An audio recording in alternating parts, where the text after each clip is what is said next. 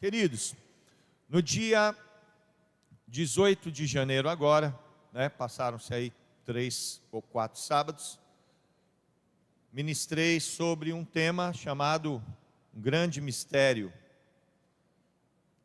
E pelo desenrolar lá da ministração, infelizmente a gente não teve tempo hábil para terminar, e eu disse, olha, numa segunda oportunidade, nós faremos a parte 2, para encerrar aquilo que o Senhor precisa falar. Por quê? Porque nós estamos no ano de maior intimidade com Deus Pai, Jesus o Filho e o Espírito Santo. De maior intimidade. Maior, isso quer dizer, já há uma intimidade e ela precisa ser acrescentada.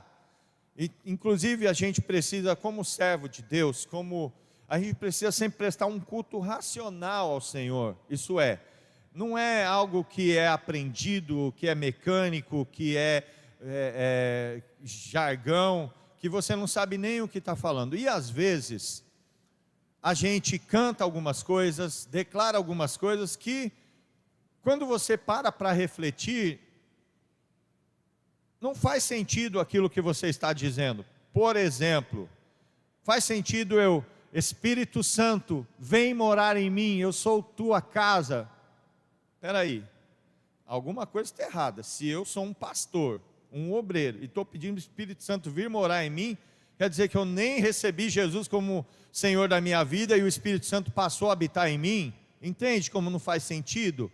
Agora, falar também de intimidade quer dizer que nunca se teve, mas é um tempo de maior intimidade, isso é, precisa sempre crescer. E a vereda do justo, ela é comparada à luz da aurora, isto é, vai brilhando, brilhando, brilhando, até ser dia perfeito. É tão lindo quando você está numa zona rural ou na praia, um lugar onde você consegue ver bem o horizonte, e você vê o sol nascendo.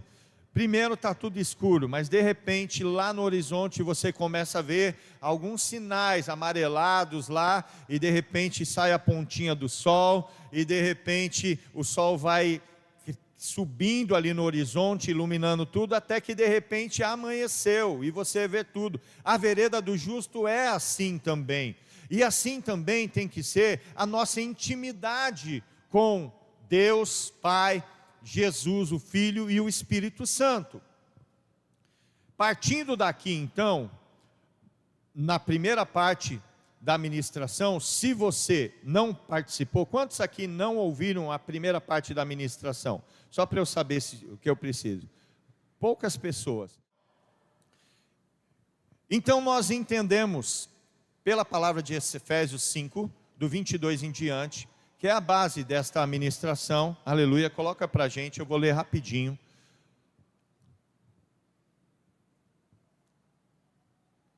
Coloca o 21. Hoje eu, dando uma lida de manhã, de madrugada, eu reparei algo no 21. Vamos ler comigo aqui, ó. Sujeitando-vos uns aos outros no temor de Cristo. Estando sujeito uns aos outros. Paulo estava ensinando a igreja a se sujeitar um ao outro no temor de Cristo. Você acha que é possível fazer isso? Amém? Você consegue se sujeitar ao seu irmão? Sim ou não? Tranquilo para você? É possível? É bíblico? É o que Paulo está dizendo? Dá para ser feito? Tem algum problema você se sujeitar ao pastor Daniel? Tem algum problema você se sujeitar ao pastor Alain? Tem algum problema você se sujeitar à sua líder, o seu líder? Não tem problema nenhum. Ok, por que eu estou dizendo isso? Coloca o 22. Mas coloca na versão NVI, não, ACF, por favor. ACF. Vou explicar o meu ponto de vista. Olha lá. Volta para o 21. Para não falar que eu inventei isso daí. Sujeitando-vos uns aos outros no temor de Deus. Amém? Tranquilo? É bíblico? Sem problema? Vamos para o 22. Mulheres, vós mulheres, sujeitai-vos aos vossos maridos como ao Senhor. Tem algum problema nisso? Não deveria ter. Não é verdade? Mas isso para alguns parece que é uma coisa do outro mundo. Quando fala sujeitar uns aos outros, certo. Vós mulheres sujeitáveis ao seu marido como a igreja se sujeita a Cristo, parece que já é coisa de outro mundo. Só estou falando isso porque me chamou a atenção, o Espírito Santo me mostrou isso nessa manhã. Vamos em frente, 23. Porque o marido é o cabeça da mulher, como também Cristo é o cabeça da igreja, sendo ele próprio o salvador do corpo. De sorte que assim como a igreja está sujeita a Cristo, assim também as mulheres sejam em tudo sujeitas aos seus maridos. Vós maridos, amai vossas mulheres, como também Cristo amou a igreja e a si mesmo se entregou por ela, para a santificar, purificando-a com a lavagem da água pela palavra, para a apresentar a si mesmo, igreja gloriosa, sem máculas, nem ruga, nem coisa semelhante, mas santa e irrepreensível.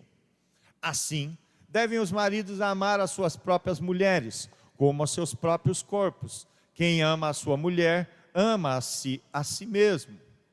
Porque nunca ninguém odiou a sua própria carne, antes a alimenta e sustenta, como também o Senhor a igreja. Porque somos membros do seu corpo, da sua carne e dos seus ossos. Por isso, deixará o homem seu pai e sua mãe, e se unirá à sua mulher, e serão dois numa carne. Serão dois numa carne, né? Outras versões, né? Serão os dois, né? Serão um só corpo, uma só carne. E o 32, grande é este mistério, é daí que veio o mistério, de dois serem um. Grande é esse mistério. Só como a gente aprendeu na ministração anterior, Paulo diz, digo, porém, a respeito de Cristo e da igreja. Coloca na NVI, eu acho, Danilo. O pessoal comigo aí tem que estar atento aí, porque é uma mudança de versão que não está escrito. Este é um grande mistério, mas não está falando do marido e da mulher. Um grande mistério está falando de Cristo e a igreja. Sim ou não?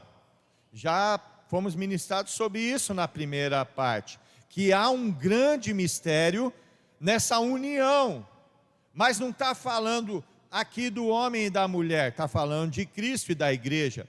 Então, só para a gente retomar aqui a linha de raciocínio, hoje não é um dia para falar sobre marido e mulher, hoje não é um dia para falar sobre casamentos. Os aliançados em breve aí estarão retomando as suas atividades, é onde a gente tem um tempo e uma atmosfera para tratar sobre esses assuntos. Porém, hoje, nós que somos corpo, nós somos como a mulher, e Cristo é o cabeça. Então, todos nós aqui vamos buscar entender esse mistério de como dois se tornam um. Por quê? Porque eu entendi que não existe, naturalmente falando, uma unidade maior, um exemplo de unidade maior do que dois se tornarem um. Não existe um exemplo maior de intimidade do que dois se tornarem um. Você pode ter um grande amigo, você pode ter um grande colega de trabalho, você pode ter um chefe que você admira, um pastor que você admira e ser muito íntimo dele, mas não existe maior intimidade do que o casamento, porque a Bíblia fala, dois se tornarão uma só carne. E quando Deus fez Eva e entregou a ele, que tirou da costela, falou assim, essa daí é carne da sua carne, é osso do seu osso. Querendo dizer, ela está aí do teu lado, mas ela faz parte de você, é da mesma estrutura, é do mesmo material, ela é uma com você. E nós somos um com Cristo, sim ou não? Quantos aqui são um com Cristo? Deixa eu ver. Glória a Deus! Esse é um grande mistério que já foi revelado conforme nós aprendemos, porque mistérios atrai a atenção, mas tem mistérios que foram já revelados, e os mistérios que já foram revelados não deixam de ser um mistério, eles apenas já foram revelados. E nós lemos lá em Colossenses, deixa eu achar aqui,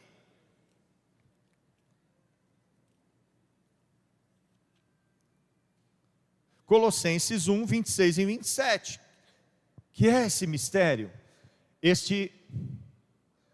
o mistério, olha só, acompanha aqui comigo, o mistério que esteve oculto durante épocas e gerações, quer dizer, estava oculto esse mistério por muitas gerações, por muitos anos, mas que agora se manifestou aos seus santos. Deus manifestou o mistério que estava oculto. Qual foi essa revelação? A estes Deus quis fazer conhecida a gloriosa riqueza desse mistério entre os gentios, que é Cristo em vocês, a esperança da glória. Cristo em vocês, a esperança da glória. Este foi a revelação que Cristo deu desse mistério. Isto é, Cristo está em nós habita agora Cristo, e eu habito nele, e esse é o mistério de estarmos nele, como o marido e a mulher, a sua esposa são um. Mas já falamos sobre isso, e na ministração inicial falamos que quando há uma aliança, a aliança que proporciona dois serem um, uma aliança de sangue. E nós então falamos um pouco sobre alguns princípios da aliança. Nós falamos sobre que é um compromisso unilateral, isso é, cada um vai fazer, corresponder com a sua parte, independente do outro. Então, nós devemos manter a nossa palavra na aliança com Cristo, ainda porque Ele também vai manter a parte dele. Falamos também que toda aliança tem os seus termos, como detalhes, duração, abrangência e etc. E falamos também que quando uma aliança, ela é concretizada, ela é firmada, no Antigo Oriente, eles haviam ali uma troca de capas ou mantos, representando autoridade, identidade.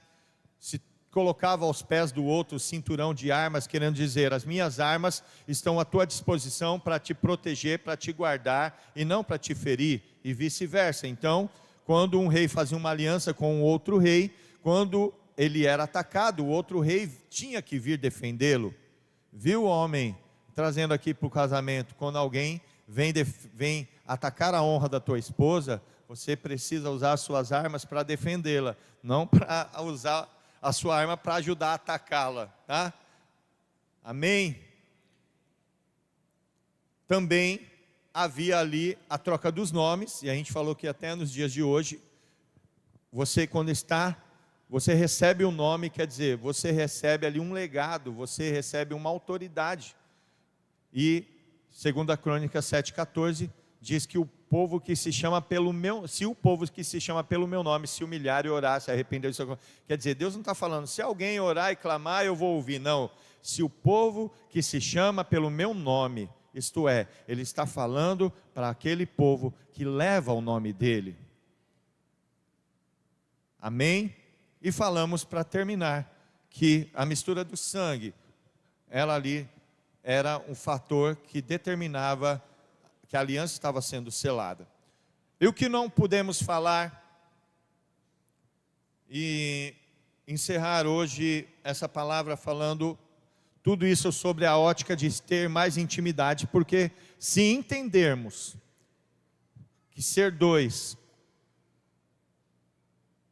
e se tornar uma só carne, isso fala de uma maior intimidade falando, humanamente falando, e esse é um mistério de Cristo com a igreja, precisamos entender aonde estamos falhando, humanamente falando às vezes, para poder também ter uma maior intimidade com Deus, amém? Na celebração de uma aliança, há os votos, e num casamento hoje, a gente vê ainda os noivos declarando os seus votos uns aos outros. Eu prometo ser fiel a você, te amar, te respeitar, cuidar de você na alegria na tristeza, na saúde e na doença, na riqueza e na pobreza, por todos os dias da minha vida. São votos. Alguns hoje fazem votos personalizados, né? Quer dizer, estão ali, quando firma a aliança, estão declarando, estão prometendo um ao outro. Da mesma forma, quando nós firmamos a nossa aliança com Cristo, é bem comum nós fazemos uma oração, aonde também a gente declara isso. A partir de hoje, o Senhor tem um controle da minha vida. O Senhor agora é o centro da minha vida. Eu vou te ouvir, eu vou te seguir. Eu estou aqui para ser guiado por ti. Perdoa os meus pecados. Escreve o meu nome no livro da vida. Nós falamos também sobre isso, sobre escrever o nome escrito no livro da vida, ter um nome e um nome que está escrito no livro da vida. Então, a gente faz essa declaração quando a gente recebe o Senhor Jesus como Salvador, como Senhor, o centro da nossa vida. Então também na aliança que temos com Cristo, existem esses votos. Numa aliança de casamento também existem testemunhas, sim ou não? Porque se o Diógenes falar que não prometeu, eu vou falar, prometeu sim, que eu estava lá e eu ouvi. É ou não é? Tem os padrinhos e tem os convidados. Se eu falar, eu não falei nada para você, Gi, o apóstolo Alain e a apóstola Adri estavam lá, eram meus padrinhos. Eu falo, falou sim, não vem com mentira não, você prometeu, eu estava lá testemunhando, eu ouvi. Por isso que quando nós fazemos votos diante do Senhor, da aliança, prometendo a Ele a nossa fidelidade, nós também fazemos isso diante das pessoas, para que hajam testemunhas. Eu estou querendo mostrar aqui as similaridades entre a intimidade dentro da aliança do casamento e a nossa intimidade com Deus, né? Através dessa simbologia da aliança. E por fim, um casamento também tem algo que fala, que é a troca de filactérios. Filactérios, lá no Oriente, eram pequenos, são pequenos objetos que vinham demonstrando que ali a pessoa tinha aliança. Às vezes tirava um colar, que era característico da tribo, sabe? Alguns usavam dentes de animais, tudo. Então um pegava um colar que identificava ele, a tribo dele, o clã dele, e entregava para o outro, e o outro colocava. Aí o outro via assim, mas esse aqui não tem a aparência daquela tribo, mas ele está usando ali o sinal daquela tribo. Por quê? Não, é porque eu fiz uma aliança com o chefe, eu faço parte. Então, havia uma troca para identificar isso. E dentro do casamento, essa troca de filactérios, né, algo físico para representar a aliança que foi firmada, é esse anel que a gente coloca o nome de aliança. Ele é um anel, geralmente de ouro, né, que vai demonstrando assim, eu fiz uma aliança com alguém que agora é minha esposa, e a minha esposa vai ter um anel igual, dizendo a mesma coisa. Então, quem vê a minha aliança, essa aliança aqui foi a Gi que colocou no meu dedo, e a aliança dela, está aí, Gi?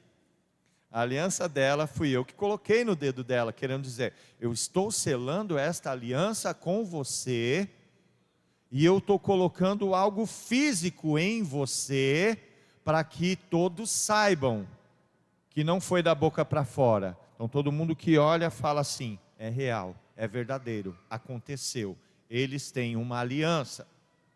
E a nossa aliança com Cristo fala que no momento que a gente, então, firma uma aliança com Cristo, Deus coloca o Espírito Santo morando em nós. Marca a nossa vida com a presença do Espírito Santo. A Bíblia vem falando que o Espírito Santo, ele é o penhor da nossa salvação. Isso é, se alguém perguntar, por que você tem certeza que você é salvo e você vai para o céu? É muito simples, é o que a Bíblia já nos revelou, não há mais mistério algum. Você vai dizer simplesmente, eu tenho certeza da minha salvação, porque Deus colocou o Espírito dele morando em mim, o Espírito de Deus habita em mim, eu sou morada dele, eu sou casa dele, e é por isso que eu tenho a certeza. A palavra do Senhor diz que nós fomos marcados, selados com a salvação. O selo é o Espírito Santo, ele é a garantia que nós temos uma aliança com ele, e ele tem uma aliança conosco. A marca dele está em nós, e nós estamos marcados na palma das mãos do Senhor, porque a Bíblia fala que o Senhor tem o nosso nome gravado na palma da sua mão. Ele conhece o nosso nome, ele sabe quem somos. Lá na palma das mãos do Senhor está escrito Marcos, está escrito Dirce, está escrito Diógenes, está escrito Fábio, está escrito Adriano, está escrito Alain, porque ele está em nós e nós estamos nele. Há uma marca em nós, mas também há uma marca neles. A palavra do Senhor diz que ele conhece os que são seus, ele sabe quem você é, e ele também marcou a tua vida. Aleluia, glória a Deus, aleluia. Fomos marcados por ele, o Espírito dele habita em nós, e não há porquê ficar com medo, porque se o Espírito habita em nós, então nós temos a salvação. Agora, presta atenção, não vou me adentrar, mas quero aqui pelo menos introduzir o assunto e deixar bem claro. A Bíblia fala que se nós vivermos deliberadamente em pecado, nós afastamos a presença do Espírito Santo.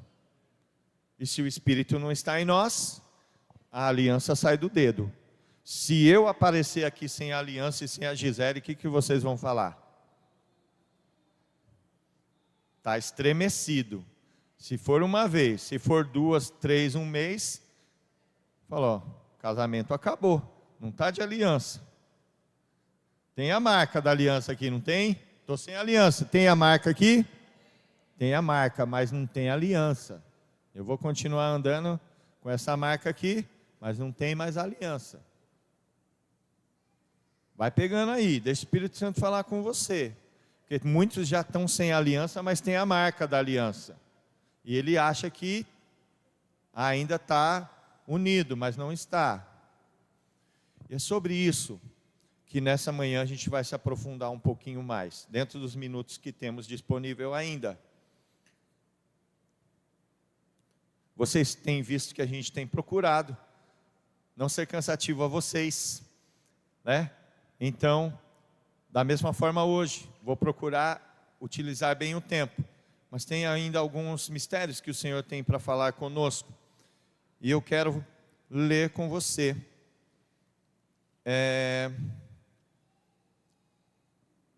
Não, antes de lermos, eu quero falar como estamos fazendo essa comparação da nossa intimidade com Deus, comparada à intimidade de um homem e a mulher unidos pelo casamento, pela aliança do casamento. Quando na primeira vez, buscando ao Senhor, o Senhor falando comigo, o Senhor trouxe alguns tópicos que eu intitulei: deixamos de ser um quando. E aí você vai poder olhar pela ótica de um casamento e transferir isso para a sua vida espiritual, ok? Vamos comigo? Deixamos de ser um quando deixamos de ter comunhão. Comunhão, como já expliquei algumas vezes, é você ter tudo em comum. Por exemplo, essa água aqui, ela não é sua, ela é minha, porque o pregador recebe uma água aqui. De quem é essa água? Essa água é minha. Porém, se eu chegar para minha esposa e falar: você quer beber água, amor? Aí ela fala: eu vou tomar um gole. Eu estou tornando algo que é meu comum a ela. Então a gente está em comunhão referente a isso. é o princípio da comunicação. Tem um pensamento na tua cabeça e você quer que esse pensamento chegue a outra pessoa. Então você está achando que está calor e você quer falar para alguém que está calor. Então você fala, está calor hoje, né? Estou sentindo muito calor. Você está se comunicando, tornando algo comum que era só seu. Dentro do casamento, a comunhão, a gente vai falar do casamento e você vai entender o princípio espiritual, é ter tudo em comum. A mesma casa, já tem marido e mulher vivendo em casas diferentes. A mesma casa, o mesmo quarto, a mesma cama. Vou começar por coisas simples, porque hoje até o simples está difícil. Porque tem pessoas que têm casas diferentes, quartos diferentes e camas diferentes. Então a gente já vai falar que ter comunhão é ter algo em comum. Você tem cama? Você vai perguntar para mim, eu falo, vou ter. Ela vai perguntar para a Gi, você tem cama? Ela vai falar, vou ter. Quantas camas nós temos em casa? Não é uma minha e uma dela? Você falou que tem uma. Ela falou que tem duas. Mas você só tem uma cama em casa? Tem um negócio estranho. É porque nós temos comunhão. Isto é, o que é meu é dela e o que é dela é meu. Mas se você perguntar para ela, ela não vai falar, meu marido tem uma cama, eu durmo na cama dele. É assim que fala? Vai falar, não, eu tenho uma cama. É a nossa cama. Quando começa a se falar, gente, não é sobre casais, tá bom? Eu vou falar algumas coisas que vai parecer de casal, mas não se assuste, vou deixar para depois aliançado, mas eu vou falar, vai dar a impressão que eu estou cutucando, tal. Não é, eu estou falando da nossa vida com Deus. O meu dinheiro, o meu salário, os meus filhos, os meus planos e projetos que você não apoia, as minhas ideias, me ajudem aí, está me faltando aqui, eu sei que vocês podem ajudar, o que mais? As minhas o quê? As minhas dívidas, sim, já aprendemos isso, que quando faz uma aliança, o pagamento é dos dois, mas a dívida também é dos dois. Os amigos são dos dois, mas os inimigos também são dos dois. Meus problemas tem que ter em comunhão. Se tem algo que está te incomodando, é um problema que é meu, mas é da minha esposa também. O que eu preciso fazer? A gente precisa resolver. Agora, se Cristo não pode participar das soluções dos problemas da sua vida, não tem os seus problemas e os de Cristo, tem só os seus, que não são os de Cristo. Isso que aconteceu? Deixou de ter comunhão. Se tem duas casas, deixou de ter comunhão. Porque assim, quantos dias por ano, quem é mais ciumento, homem ou mulher? Mulher? Mulher é mais ciumenta? Então eu vou perguntar para as mulheres. Mulheres que estão me ouvindo aqui, eu vou fazer uma pergunta aqui, anota aí, Rodolfo, para a gente passar essa resposta para os homens depois. Quantos dias por ano, tá? Não é por semana, por ano. Quantos dias por ano é razoável que o teu esposo durma com uma outra mulher? Eu vou dar algumas opções, calma, vou dar opção, calma. 10 dias, a primeira opção A. Opção B, 5 dias. E para as mais ciumentas, opção C, apenas 1 dia. Qual a opção que vocês escolhem? Nenhuma? Um diazinho de 365, gente. E por que você está fazendo isso com Cristo?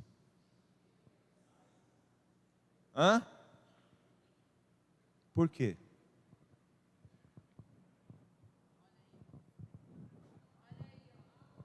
Você acha que porque você veio para a igreja todos os domingos, você acha que uma segunda você pode tomar todas? Pode assistir o que não deve?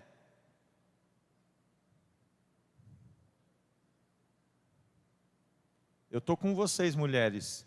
Nenhum dia para você, viu, Gi? E nenhum para mim. Nenhum dia. Estou com vocês. Isso não é ciúme, isso é aliança. Na minha aliança com a Gi, eu prometi fidelidade a ela, e ela fidelidade a mim. E na minha aliança com Deus, eu prometi fidelidade a Ele, e Ele prometeu fidelidade a mim. Eu não vi ainda Deus voltando atrás.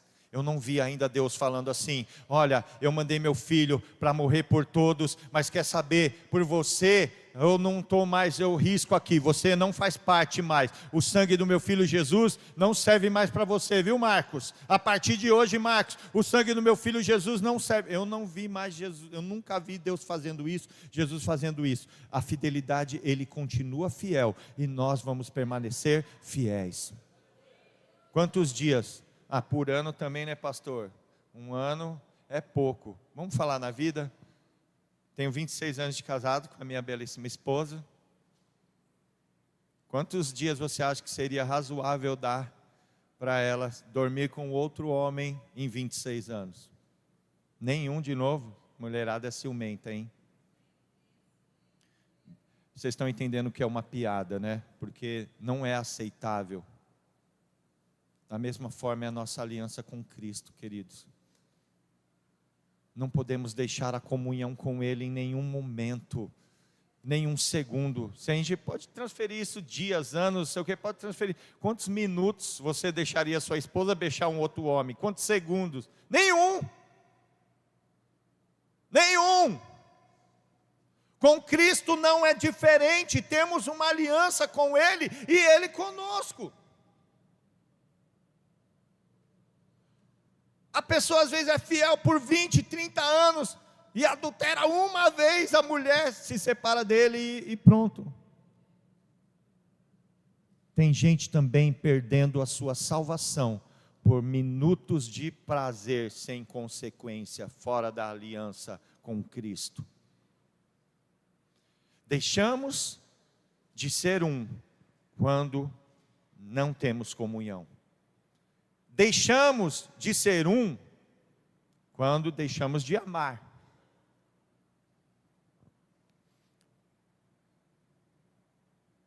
Em João 3, 19 e 20, coloca rapidinho para nós. Este é o julgamento: a luz veio ao mundo, mas os homens amaram as trevas no lugar da luz, porque as suas obras eram más. A luz está aí, Jesus está aí, Cristo está aí, Deus está aí. Mas tem pessoas que amam mais as trevas do que a luz. Tem pessoas que sentam e bebem dessa água viva, dessa fonte de água viva, que é Cristo. E daqui a pouco ele deixa tudo e vai tomar de outras fontes. Quando o amor acaba, ou quando o amor é dividido, também acabou a unidade. Se eu deixo de amar a minha esposa, eu posso ter aliança no dedo, eu posso viver com ela, eu posso ter filhos, eu posso ter tudo, mas deixamos de ser um. Se você deixou o primeiro amor, você precisa retornar urgente. Tem pessoas que têm cargo, que têm responsabilidades, que estão aí pregando, cantando, recebendo, fazendo coisas para o Senhor, mas já não ama, não são mais um. A intimidade já foi quebrada, e esse é o ano de ter uma maior intimidade com Deus. Se não há amor, não há unidade. Se o amor está comprometido, faz igual a igreja de Éfeso: tenho contra ti, deixaste o primeiro amor. Vamos buscar o primeiro amor de novo. Deixamos de ser um quando deixamos o diálogo. 1 Tessalonicenses 5,17 diz: orai sem cessar. Sim ou não? Na minha Bíblia diz isso, e na sua? Orem constantemente. Orai sem cessar, isto é, uma comunicação plena, uma comunicação que não tem um horário.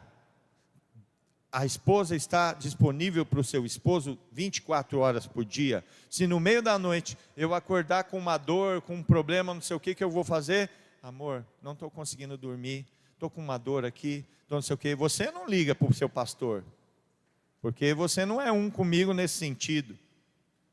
Mas a minha esposa vai lá do lado assim: amor, estou com dor aqui. A hora que for, eu estou disponível para ela 24 horas por dia.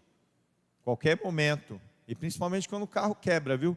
Quando o carro quebra, a mulher está dirigindo, o carro quebra, olha, a comunicação ela é plena, não importa. Está no meio da marginal, fura o pneu. Amor, o pneu furou. Pelo amor de Deus, onde você está? Ah, não sei que tem muito carro. Vem aqui, não ajuda. Me ajuda aqui, amor. O carro parou, não sei o que fazer. O que é? Para isso, marido, é para isso. A comunicação é constante. O marido primeiro. Se tiver que ligar para o seguro, o marido liga. Tem mulheres que não fazem assim, mas geralmente acontece assim. Isso é uma comunicação constante. Com Cristo é da mesma forma, Rose.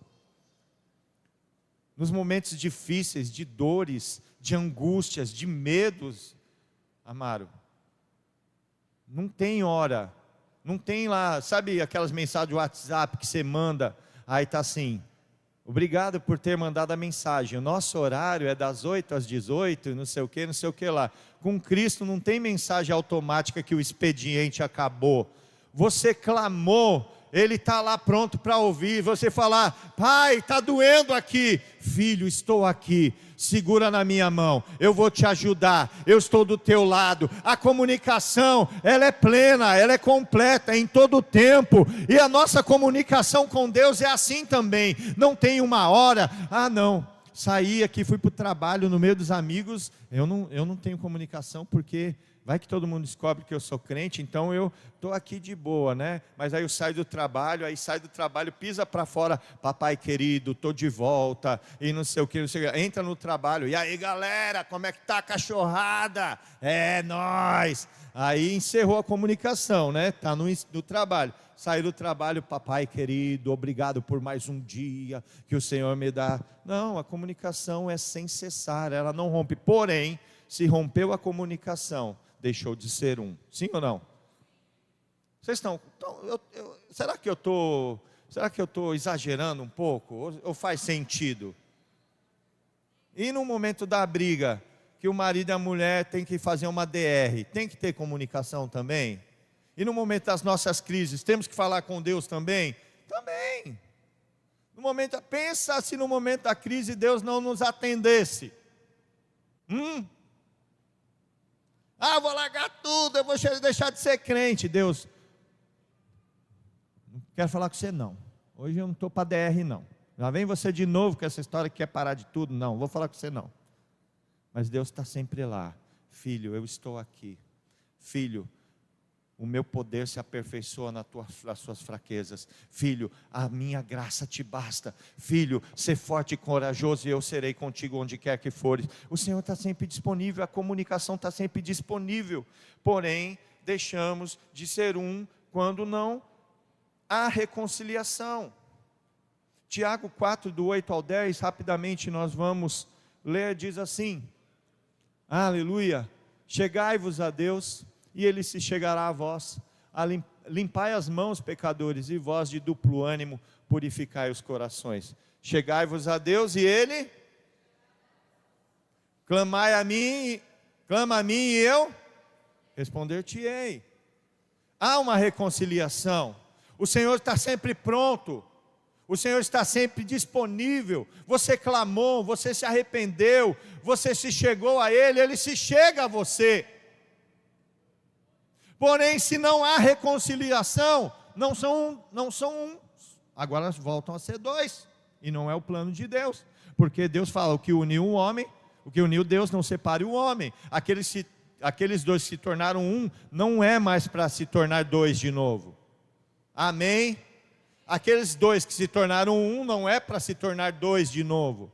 É até que a morte separe. E quando nos tornamos um com Ele, não é para tornarmos dois de novo. É pela eternidade. Pela eternidade um com Ele e Ele um conosco. Amém, queridos? Deixamos de ser um quando deixamos de admirar. Quando a gente já não admira, quando a gente já não vê com bons olhos, a gente começa a olhar para a pessoa e só enxerga os defeitos, só enxerga as falhas, os erros. E tem gente que consegue enxergar a falha em Deus, viu? Não, Ele levou o meu filho, Ele levou o meu marido, levou a minha mãe. Quantos anos tinha a sua mãe? Tinha 84, Deus levou ela. Ai, que dor no meu coração. A gente sofre pela dor, mas, queridos, um dia você vai viver para sempre, não, viu? Vou já deixar claro para você. Um dia você vai morrer. Isso quer dizer, quando nasce um filho, Deus me deu.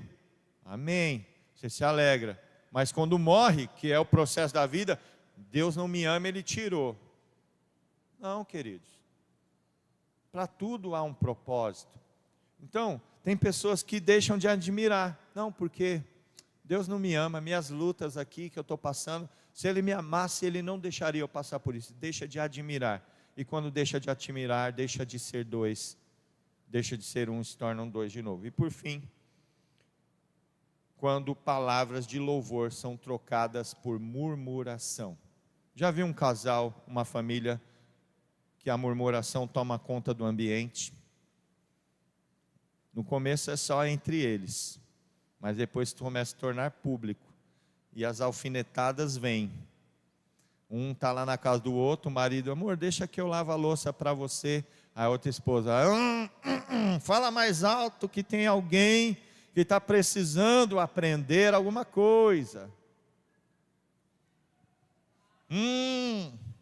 Como é que é mesmo? Quem vai lavar a louça?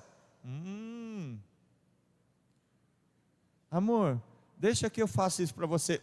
Pegou essa? Olha aí, ó. Isso que é marido, hein? Mas se trocar o marido, ela daqui a pouco está murmurando dos outros defeitos que ele tem e o marido não tem. Porque o problema não está no erro do outro, está na murmuração da pessoa. Pegou essa? O problema não está na falha dos outros, está na murmuração dentro do nosso coração. E quem tem murmuração no coração, eu estou aprendendo um pouco com isso, a minha esposa está sendo uma ferramenta de Deus para me ajudar. Eu sou empresário, né? E aí às vezes eu chego, aí amor, quando foi seu dia? Amor, corrido, estou morto de cansado. Meu Deus, é muito chamado, muita coisa, muito técnico ligando, se eu quero amor. É para você estar feliz. Um monte de serviço, Deus te mandou um monte de serviço. Pensa, né, ô Ellen, sei lá, uma fila de mulher na porta da clínica lá. Você vai, ai meu Deus, não vai dar tempo de atender essa mulherada toda não. Vamos embora, vamos procurar outra clínica. Eu vou me matar de... Você vai agradecer, Senhor, quanto trabalho o Senhor me mandou. Eu vou me esforçar bastante, porém o bolso vai estar suprido. E os que não der para atender hoje, eu já marco para amanhã. Mas geralmente a gente reclama o quê? Nossa, que dia corrido, né? Nossa, que coisa, que não aguento. Esse meu trabalho, eu estou morto de cansado. Não murmure, não murmure. Sabe por quê? Vamos ler lá 1 Coríntios 10:10. Queridos, esse problema da murmuração para alguns é difícil. Eu estou aprendendo. Olha lá, vamos comigo. E não murmureis, como também alguns deles murmuraram, está falando do povo lá do deserto, e pereceram pelo destruidor. Vamos só pegar esse corte aqui, vamos pegar esse corte aqui. Não murmureis, como o povo, alguns do povo de Israel murmurou e pereceram pelo destruidor. Isso é o que vai acontecer com a tua vida, com a tua intimidade com Deus, quando você troca palavras de louvor por murmuração. Senhor, esse pastor Daniel, ele não dá uma folga para a gente. Teve TDN Go e ele Eu quero vocês lá às 7h30. Já veio a mensagem aqui. Amanhã, TDN Go às 7h30. Espero vocês lá. Espero vocês lá. Espero vocês lá. Não dorme, não? Também não foi para vigília, né? Se ele fosse mulher, eu queria ver. Porque aí ele fosse para vigília, ia pelo menos dar um descanso. Mas não é o problema, não é o pastor Daniel, não é o TDN Go, não é isso, não é aquilo, não é o membro, não é o líder, não é o supervisor, não é o pastor, não é o colega, não é a esposa. É o coração. Pega essa. Para de murmurar. Estou falando para mim também. Para de murmurar. Não murmureis. Destruidor está na porta esperando. Opa, estou ouvindo uma reclamação. Hoje vai dar certo. Bora destruir a vida dele. Eu sou destruidor e quem murmura, a gente pega. Para de murmurar. Em tudo, não está falando em tudo murmurar. Murmurar está falando não murmureis, vírgula. Também alguns deles murmuraram e pereceram pelo destruidor. A murmuração fez aproximadamente 3 milhões de pessoas de 20 anos para cima morrer em 40 anos. Só sobrou Josué e Calebe. O resto, todo mundo morreu no deserto em 40 anos. Por causa do quê? Murmuração. A murmuração. Palavras de louvor são trocadas pela murmuração. Por exemplo, isso a gente às vezes quer ajudar. O marido gosta de ajudar a esposa, tá? O marido ama a esposa e quer ajudar. A ajuda do marido. A esposa faz aquele almoço maravilhoso. Tem lasanha, tem salada de um monte de folhas, com milho, com palmito, com tomatinho cereja. Tem batata frita para os que gostam. Tem suco natural de 2 tipos. Tem, o que mais que eu gosto? Vou profetizando aqui. A Gia é uma bênção nisso. Aí está aquela mesa toda, o marido come. Esse arroz está sem sal, hein? É o comentário dele da comida. Esse arroz está sem sal. Pastor, é pecado fazer isso? Não é pecado, desde que você também, na mesma proporção, elogie. Querida, que lasanha gostosa. Que suco maravilhoso. Que feijão, um pedaço de bacon que você colocou no feijão, deu um sabor, essa linguiça que você pôs no feijão. Olha, essa salada, esse palmito aqui, esse é o que é o verdadeiro, não é aquele que é baratinho não, tem uns que é duro, mas esse que você comprou é maravilhoso, obrigado. O arroz faltou um pouquinho de sal, mas eu coloquei um pouquinho aqui. Mas geralmente, quando tira a palavra de louvor e troca por reclamações, murmurações, deixou de ser um para serem 2. E tem gente que está assim com Cristo. Você acorda, tem saúde, tem uma cama, tem uma família, tem um emprego, tem uma esposa maravilhosa, tem filhos, tem um carro, tem uma moto, tem uns que tem cabelo na cabeça, que eu já estou perdendo eles, tem tudo, mas aí ele vai reclamar, porque ele levantou, e aí o chinelo dele não estava onde ele estava deixado, ele tinha deixado, e aí meu Deus, eu quero morrer, porque eu levantei, o meu chinelo está aqui, todo dia a mesma coisa, e não sei o quê. Querido, agradeça. Eu ouvi uma coisa que eu gravei, e apesar de você já ter ouvido também, eu quero novamente reforçar. Como você viveria amanhã, se você só tivesse amanhã o que você agradeceu a Deus hoje, por hoje? Por exemplo, você acordou e falou assim: obrigado pela vida, obrigado pela saúde, obrigado por esse alimento e pela minha família. No outro dia você acordava com vida, com alimento, com a família e o que mais falei? Né? E saúde. Pronto. Aí no outro dia você esquecia de agradecer pela família. Acordava com vida, com saúde e já não tinha família mais. Aí no outro dia você esquecia de orar. No outro dia você não acordava, estava morto.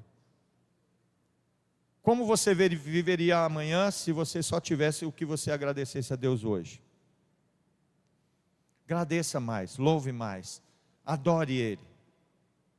Agora, para nós encerrarmos, deixa eu ver aqui quantos minutos eu tenho. Muito pouco, mas vamos encerrar aqui, que o melhor a gente deixa para o fim, né? Provérbios 5. A gente vai ler aqui rapidinho. Presta atenção, isso aqui vai ajudar você na intimidade com Deus, mas também, principalmente, na tua aliança de casamento. Filho meu, palavras do sábio, atende à minha sabedoria, a minha inteligência, inclina o teu coração. Está falando, inclina o coração, para que guarde os meus conselhos e os teus lábios observem o conhecimento. Porque os lábios da mulher estranha destilam favos de mel, e o seu paladar é mais suave do que o azeite. Mas o seu fim é amargoso como o absinto, agudo como a espada de 2 gumes.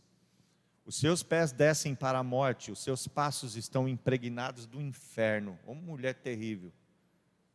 A mulher estranha, não é uma mulher, é a mulher estranha. Quer dizer, você tem uma que você é uma com ela, você está em comunhão com ela, mas a estranha é tudo isso.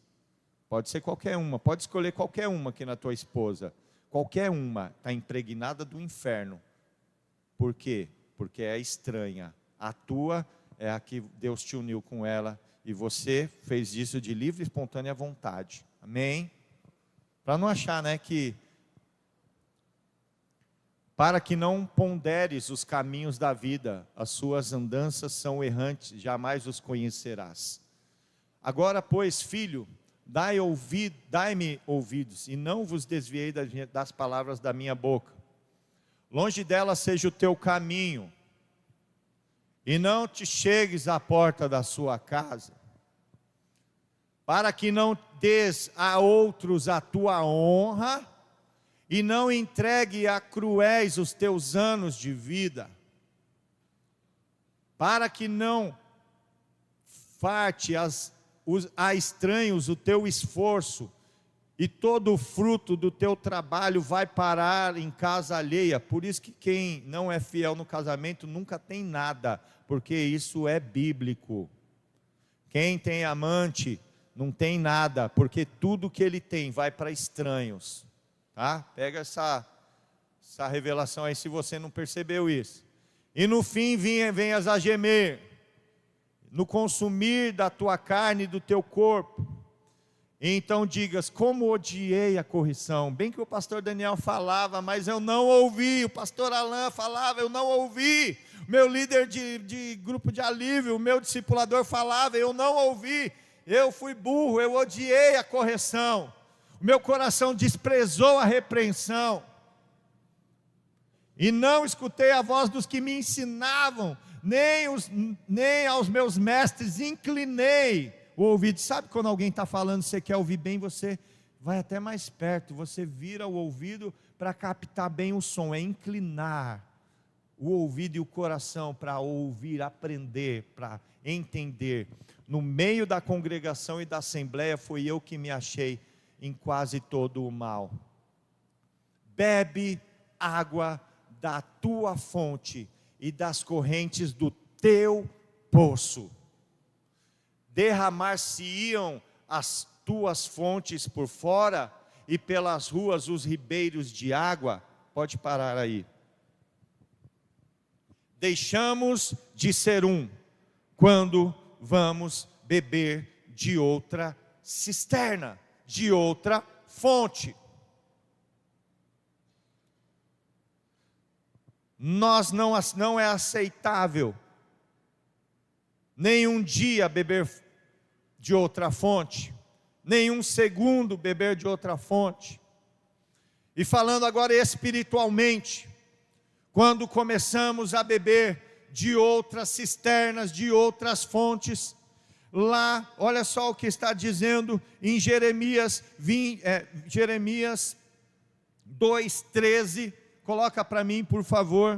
O pessoal do louvor já pode se preparando também.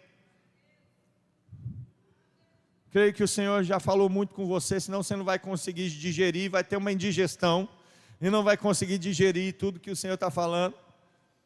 Vamos comigo aqui, vem comigo, vamos ler aqui junto. Porque o meu povo, Deus falando para Jeremias, profeta Jeremias, porque o meu povo fez duas maldades. A mim me deixaram o manancial de águas vivas. Porque o meu povo fez duas maldades. Vejam as duas maldades que o povo de Israel fez com o Senhor. Primeiro, deixaram a mim o manancial de águas vivas. Sabe o que é água viva? Água viva é água corrente. Você já viu um ribeiro, uma fonte de água? Ela está sempre em movimento.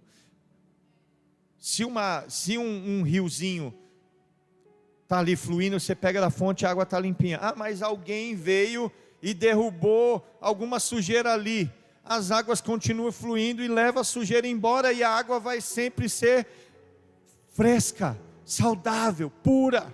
Por mais que venha alguém e pisoteie, não, porque Deus, a igreja, porque isso, porque o pastor isso, aquilo, mas a água continua fluindo, porque ela é viva e está sempre fresquinha para a gente beber, está sempre saudável para beber. Mas Deus falou que o povo fez duas maldades. A primeira maldade, deixou ele o manancial de águas vivas, e a segunda maldade, eles foram lá e cavaram cisternas rotas, rachadas, furadas, que não retém água.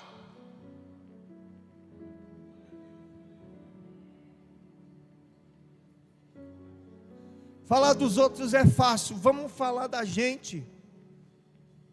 Vamos falar de você, Diógenes? Vamos falar de você, Dinho? Estou falando assim, de mim. Você vai falar de você, você vai falar de você, porque eu falar do outro é fácil. A água viva está jorrando, é pura.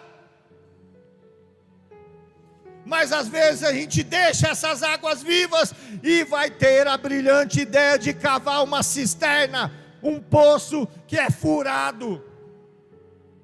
Duas maldades. A primeira é deixar o Senhor, e a segunda é querer você mesmo fazer aquilo que Ele já disponibilizou para você abundantemente.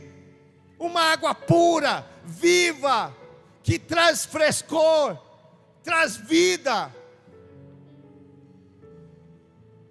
E é aí que a gente não consegue crescer em intimidade. A gente fala, eu não vou lá no culto de domingo, porque agora tem o Spotify. Eu não vou lá no grupo de alívio, porque eu agora assisto tudo online. Eu não vou lá na ENFA, porque tem os cursos online que eu já fiz.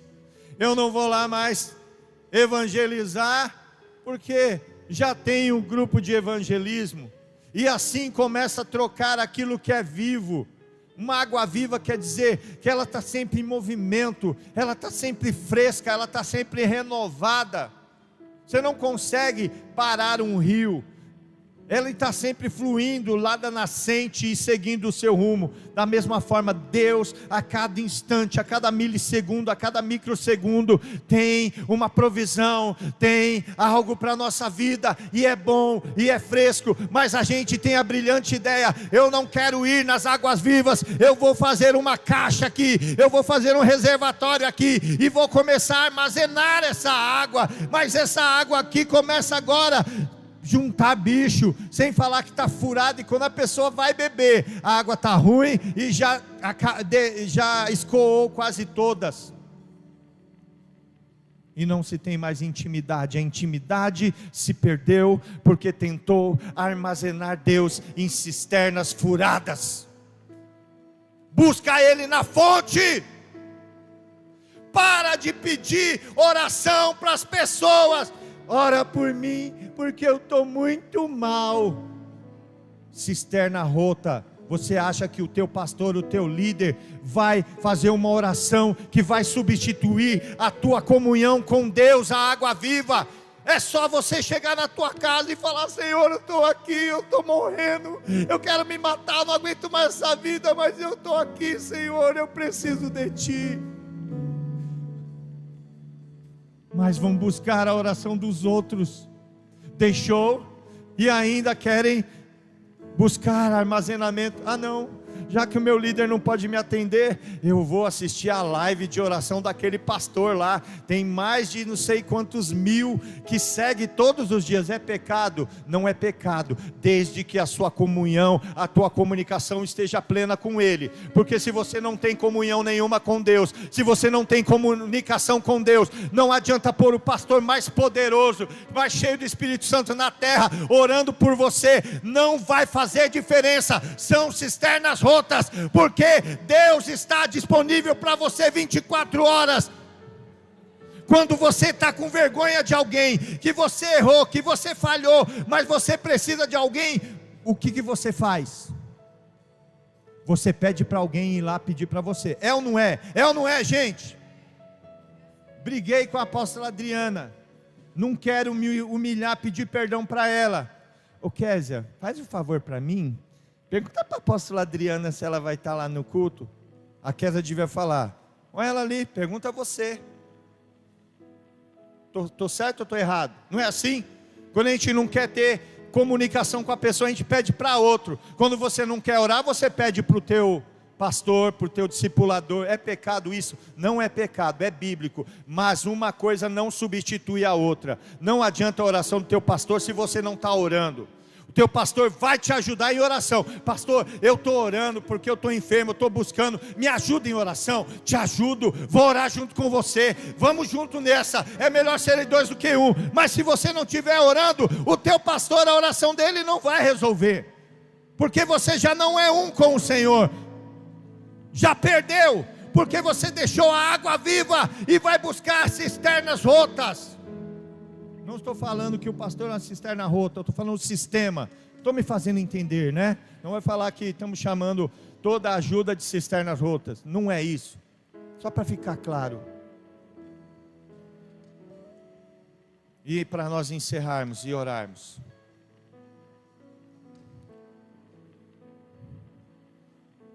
Eu vou ler aqui. O Senhor falou muito forte comigo nessa madrugada sobre uma palavra baseada nesse beber de outra cisterna, que fala sobre a palavra adulterar. Porque Provérbios 5, o beber de outra cisterna, está falando justamente de um casal, né? Um homem e uma mulher tem um amante. Ficou claro para vocês? Qualquer dúvida, vocês leem lá Provérbios 5 inteiro, você vai estar falando. Não deixa a tua mulher em casa e vai procurar outra mulher na rua. Não deixa o teu marido em casa e vai procurar outro homem na rua. Bebe da tua própria cisterna. Porque é o casamento, lembra? Dois serem um. E beber de outras cisternas, o nome técnico disso é adulterar. Ok? Adulterar vem do latim adulterum, que vem derivado da palavra adulterare, que significa falsificar, corromper ou alterar. Ad significa para, alterare significa mudar, trocar. Adulterare é da onde veio, latim. Pastor, mas por que isso é relevante? Porque as pessoas pensam que adulterar é simplesmente pular cerca, mas não é. Pastor Aguinaldo já nos ministrou uma vez muito poderosamente sobre isso. Adulterar é mudar o propósito, é trocar o propósito, é deixar a confiança no Senhor para confiar no homem, entende? Então por isso que Provérbios 5 é tão importante. E a nossa intimidade com Deus está dizendo, muitos estão adulterando Isto é, estão deixando o manancial de água viva e estão indo buscar em cisternas rotas. Isto é, não tem mais intimidade comigo e querem ter uma intimidade através de terceiros. Ah, não vou naquela igreja não, porque o culto lá é frio. Não importa que culto você vai ser, que você vai ser frio, porque a presença do Senhor não se manifesta no culto, se manifesta em nós, porque nós somos templo. Nós somos templo, não é aqui que Deus se manifesta, é aqui. E se está frio é porque a presença dele não está aqui. E Deus não habita em lugar sujo, em lugar imundo. E o culto não é isso, o culto é o que nós prestamos ao Senhor.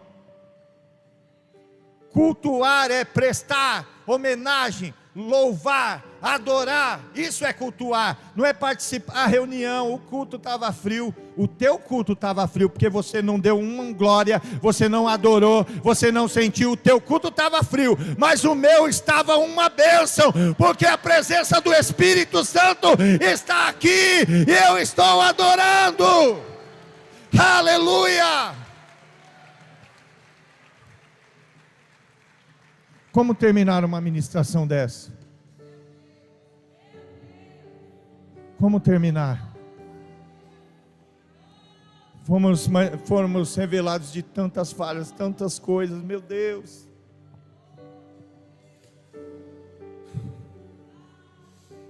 Quando a gente olha para o Senhor e manancial de água viva, a gente fala: Senhor, eu te deixei mesmo. Eu fiz essa coisa má e ainda fiz outra. Fui buscar, Senhor, no homem o que só de Ti tem. Ah, eu não vou lá não, naquele grupo de alívio, porque lá o líder lá é muito fraquinho. Eu vou no outro lá. Foi buscar o homem, foi buscar uma cisterna rota, não foi buscar a presença do Senhor. E a gente faz isso.